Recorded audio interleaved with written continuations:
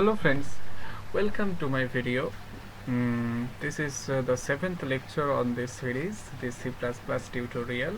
So today I will show you some mathematical trigonometric function, how to use that in C++ codes.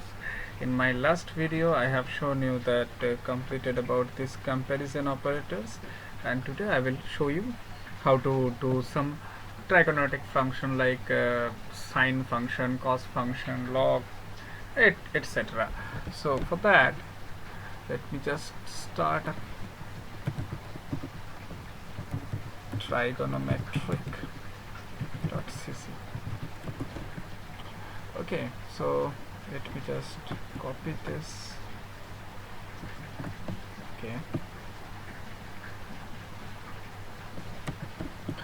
Okay, for trigonometric function we have to include some library which is named as cmath library. So this cmath library is containing some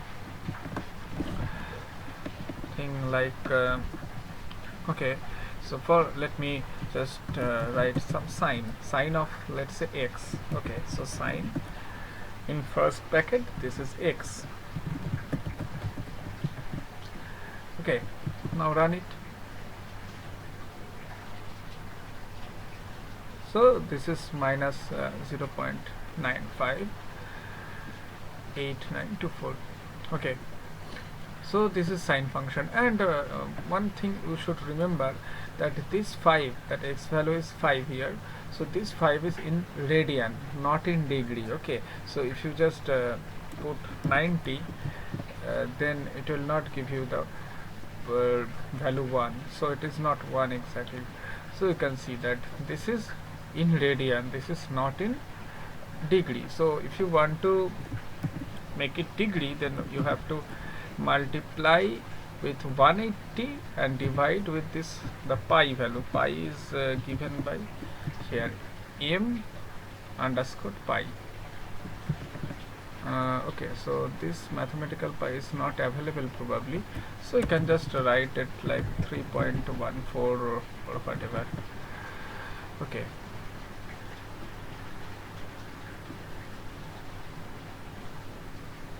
oh sorry.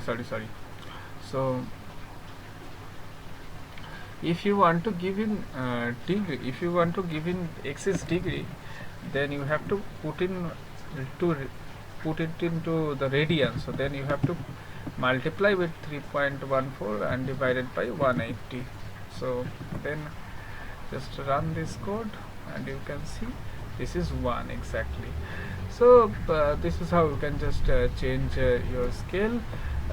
So when, if you want to give it in degree, then you can change it too.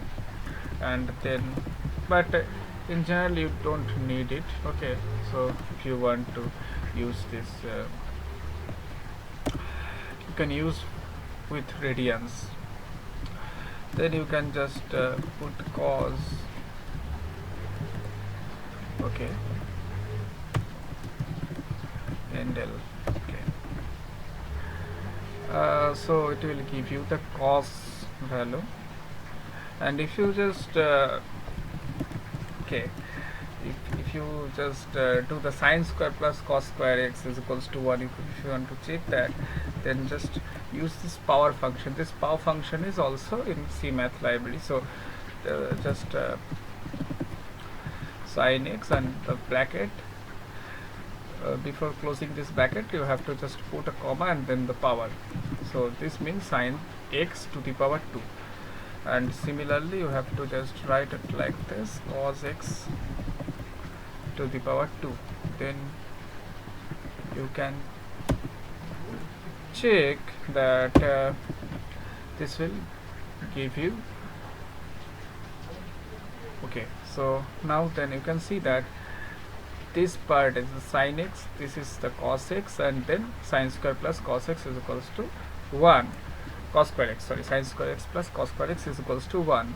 Then you can just use maybe log x, and this log is with the base e, that is called natural log. Okay, so just run it then you can see this is 14.49981. And if you want to do the log 10 base, log with 10 base, then you can just use this log 10, then this is 1.95. okay, so obviously because 10 is larger than e, and you can just do some exponential also, exponential of 1, let's say, or x, maybe x x is very big, let me just make it y, so 7.6, so and L. Then you can see that this is 1998.2, so this is the exponential of y. So this is how you can use different kind of trigonometric functions, and you can use this in your code. Okay, so that's all. Thank you. Wait for my next video.